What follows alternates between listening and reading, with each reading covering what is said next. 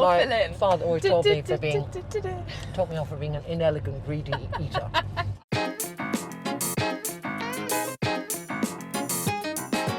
Hi, I'm Frankie Graddon and I'm here with Trinny Woodall, aka Trinny London, to talk all things makeup. Hi Trinny. Hello, How are nice you? to be here. Very nice to be here in a place I feel very at home. In our London taxi. In our London taxi, yeah. Can you tell us a little bit about your makeup range, Trinny London? I started the idea about 4.5 years ago. And I was filming at the time, and I did a TV show in England, and I went around the world doing it. So whenever I was traveling, I'd always get all my products, skincare and makeup, and I'd decant. And I was always mixing as well. So I'd always, to get the perfect, shade and formula for a lipstick, I'd be mixing textures and colors. And so it was this kind of personalized stack. And then I'd be in bathrooms around the world, and I'll be kind of, there'd be somebody in the bathroom with their kind of big thing like that, and I would be not as nice as this, okay, but I would be sort of there, just doing this, and they'll go, what's that? And I'll go, this is my makeup. And they go, what do you mean? I'll go, this is my makeup. And they go, where can I buy it? And I was like, well, that's where the conversation ends, because I haven't done any about it yet. So then I started to bring together a series of people, and I started talking to different labs, and so that the first journey was to get the product right. And I knew I wanted to be all cream based because whatever your age, I think it's incredibly flattering on women. Okay, that's interesting. And I think it looks more like your skin. And then the packaging, I found a really great manufacturer, very nice packaging, and I'd seen, La Prairie, all these different brands. I thought beautiful packaging, and started working with them. And I said I wanted to snap, click. I want you to click it on. I want there to be a nice click when you close it. This is my whole makeup in here. So that's all of it. That's all my makeup. It's about ease, right? And it's about ease. Do it on the go. Do it on the go. But that's why also I kind of love fingers. Yes, see, I'm with you. I prefer fingers over brushes. Do. Okay, why do you prefer fingers over brushes? It's just so much easier, and I think you can feel it. You can feel it. You're sort of working it into your skin, and it's a more natural look. It's more natural. So how long that little stack? Yes, that does little your stack. whole face? Yes, how long does that take I've got you mixtures to do? of things. So it starts off for me with my BFF. So this is where skincare meets cosmetics. So what it's going to do is it's going to cover any redness, and it's going to give you a little bit of a glow, but not too much, and it's going to turn to the colour of your skin. I always put that on first. I've got it on now. I mean, I could easily put it on now on my forehead just to show you, but I put it on, and when I'm tired in the day, this is the other thing about cream base, so halfway during the day, I've done my makeup at 7 a.m. and I'm in the back of a cab going somewhere, and I think, oh fuck. And so I just rub this on, I'll rub it over my existing makeup. And then it would just give me that kind of, I've woken up, Bit of a glow. So that's my whatever. And then that comes with a tiny little pot. So you decant into that pot, so then your that product. You can make so that then part I of your put that stack. and then underneath, this is my I have my Just a Touch. I use this.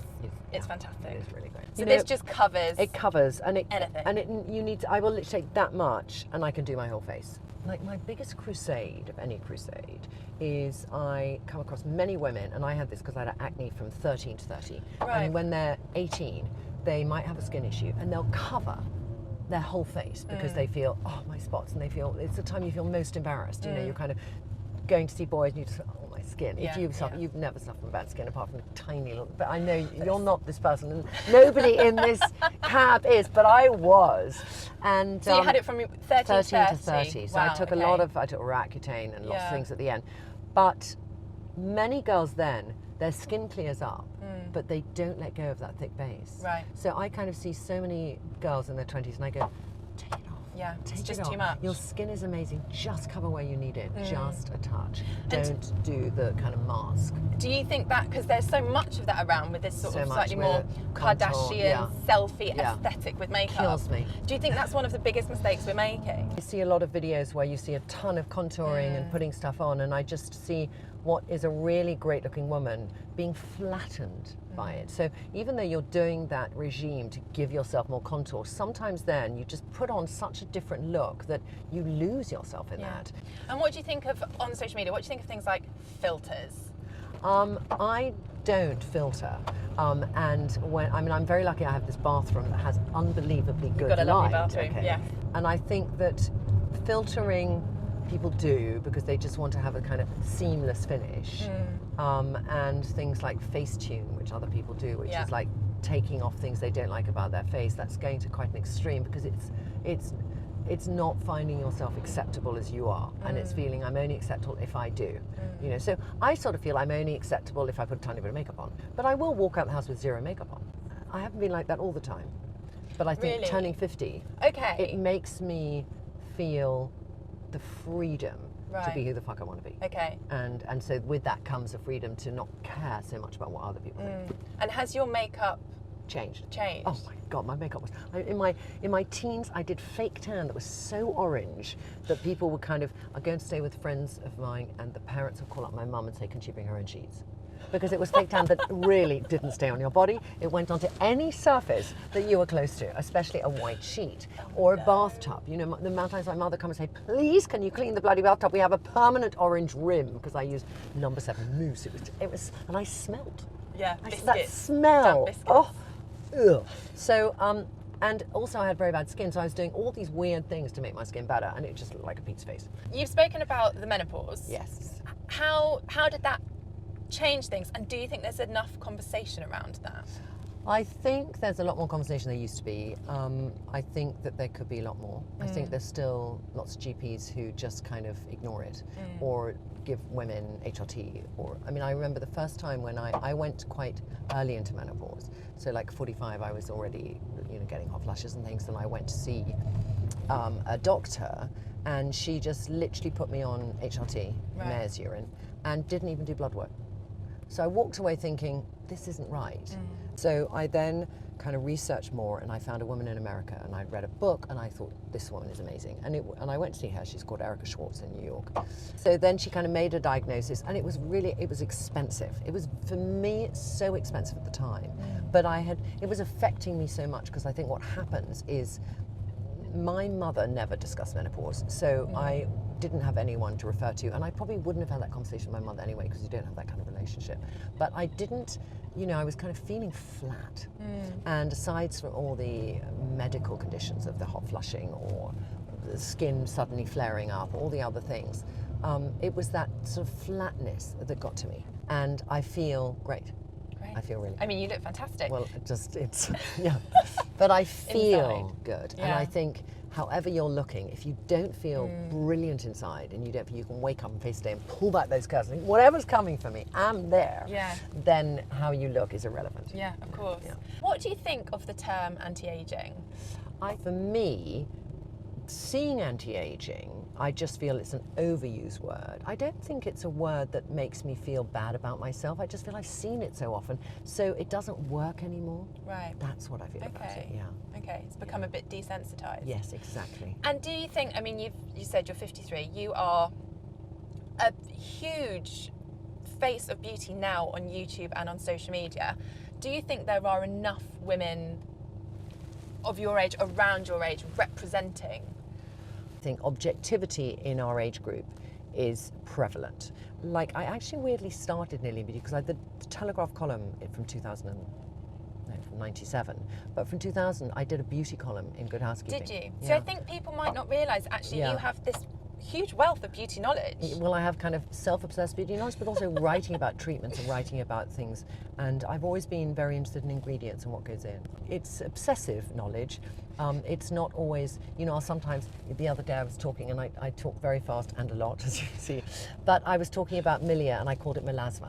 You know, because I went melasma and I meant milia. You know, and I'll just do that. I'll make that mistake, and I kind of think they know I make errors. I think they knew what I meant. And it's the genuine charm as well, isn't it? Yeah. I mean, that's what you provide. You're so honest in your approach to things, which is refreshing, I think. Has there ever been any backlash to your honesty?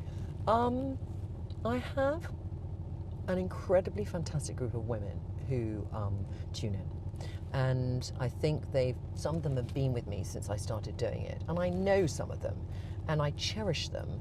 If you have an audience, you have responsibility to that audience to answer their questions, and I think it's not just that kind of let me keep them engaged and answer questions. It's a sense that I want them to be learning like I'm learning, but they are engaged, and it's like a energy drink for me. It really is. I love them. And do you find all these women across all these different countries do they want the same thing? Do we all want the same thing? Do we want to know the same thing? Are we seeking the same thing? We have to stop actually at a I'm suddenly so hungry. No, Excuse me, if you stop at a Pret-a-Manger, is there one coming up? Where are we? We're coming up Whitehall, are we?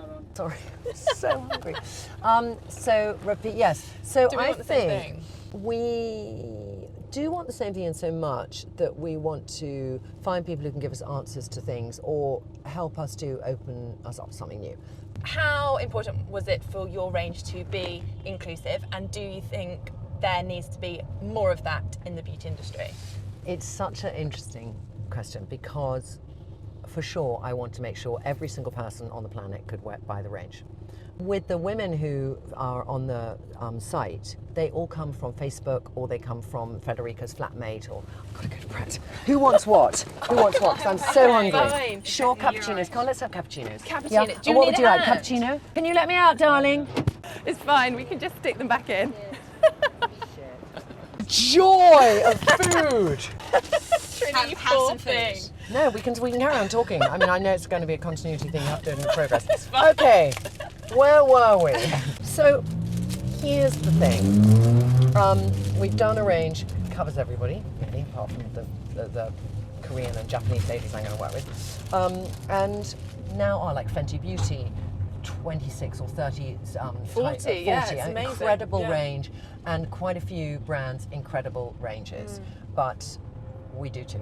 Well, it's essential now, isn't it? And I'm hoping that there is that shift in the beauty industry coming. It needs to happen. It can only mean good things. Right? Sorry, Trinny, just your blouse is a bit open. Oh my I God, can see. can I just say this blouse? Let's talk about this blouse, because so often, Where's this blouse from? Stella McCartney. And it will pull and gape and I don't wear a bra and what the fuck. But I had ripped this blouse. Underneath it's all ripped, so I only wear this on winter days.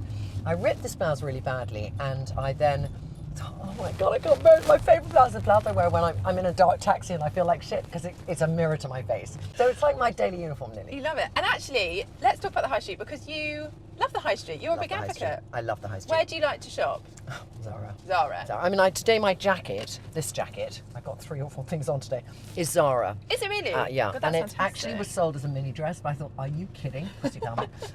But I just love, also I think when you wear sequins in the day, you either wear them with a t-shirt and jeans or you wear them with more lurex and it weirdly plays it down. Yeah. You know? Layer it Just up. Layer it up. More is more. But probably my primary place, I'm just trying to get in the sandwich because I want to get in the sandwich where there's not so much bread but lots of filling. Hold on.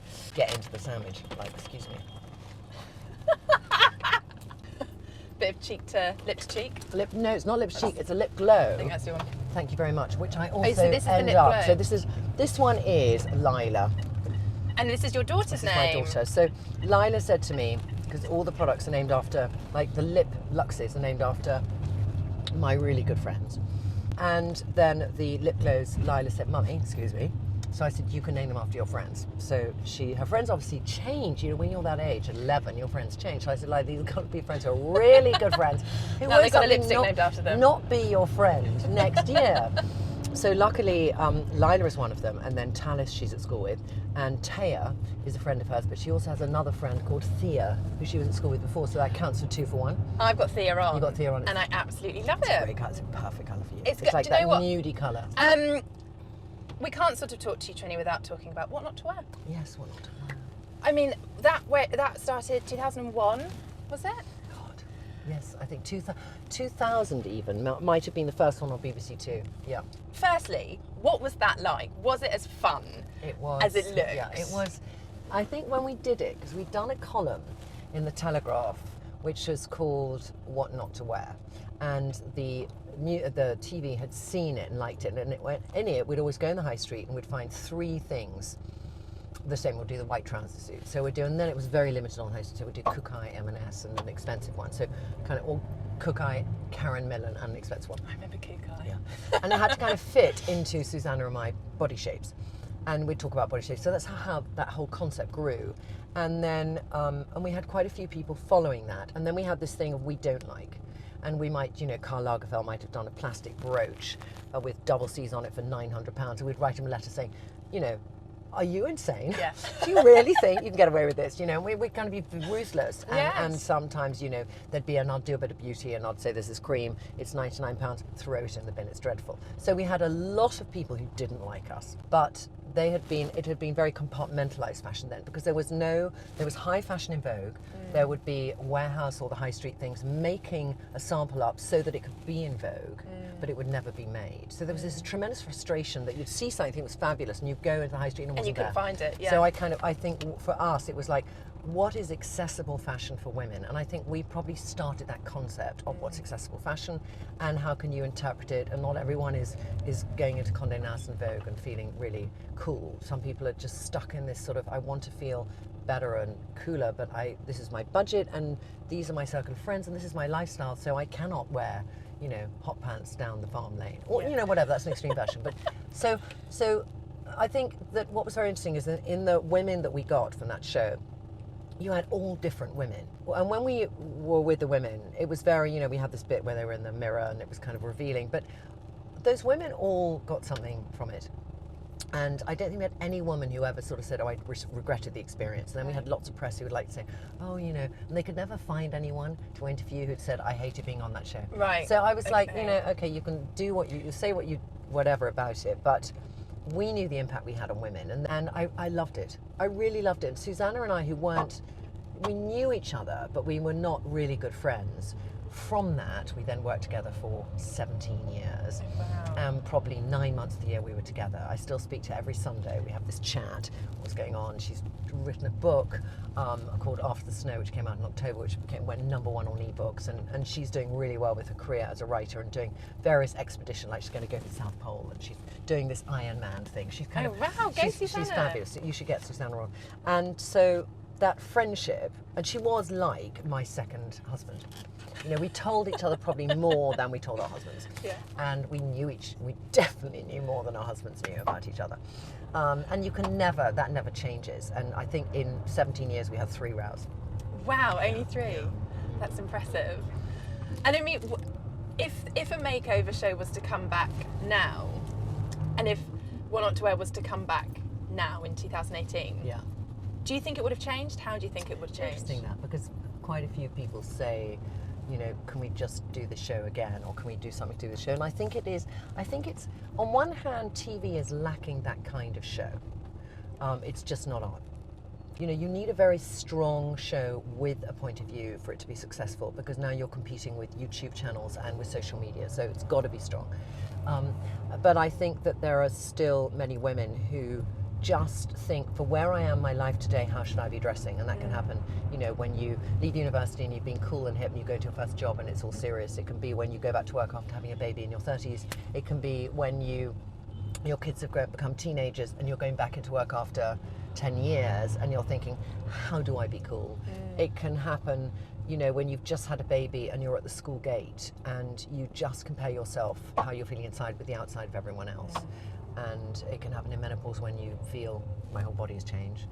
And it can happen when you're 70 and you feel, I walk down the street and I am invisible. And those sort of 6 stages, to me, of women need to constantly be addressed so that women can get help. Because I think that's the times when women most need help. The invisibility thing is very interesting, and I think it taps into what we were saying earlier about the anti-aging. Have you ever had moments where you have struggled with that? I mean, looking at you now, obviously you're incredibly well put together. Well, I make an effort that you can't miss me. But there are times when I'll dress some days to feel invisible. And, you know, when I meet a lot of women who wear black, and some women really suit wearing black, but 75% of women don't suit it as their primary colour. And sometimes it's not fitted, and I'll feel there's an invisibility. So the first thing I want to do is to bring them into colour and make them feel comfortable about their body and how they look, and, you know, make them present. Because, you know, when you're trying to, like, we have this little at-home thing at the moment in our head office, and women are coming in who kind of couldn't buy online, and they just want the experience. But there are quite a few women in there who I sense that they've lost a little bit of themselves at some stage, and so our kind of 45 minutes is as much about saying, hey, be counted, feel good. And you know, you might have a woman who, like, you're never too old to wear a bright lip, all right, ever. You might just need a really good lip line filler at the top, but it will. So some women, I'll say, they've never worn bright lips, I'll say, you're going to find the right bright lip because you put it on. And I want you to email us later, go into an environment where you felt invisible before and just see, you know, so we've had some women who've kind of gone to the school gate or gone to something that evening and they email and they go, I had many more people just come and talk to me. And it's that thing, I'm present, count me in, you know. Trinny, thank you so much. I love it. I mean, I feel we've had a full day together in the back of this cab. We've had lunch, we've done our makeup, we've discussed everything nearly. Everything. Lot. Yeah, and it's been a pleasure. So thank you very much. Thanks, Trinny.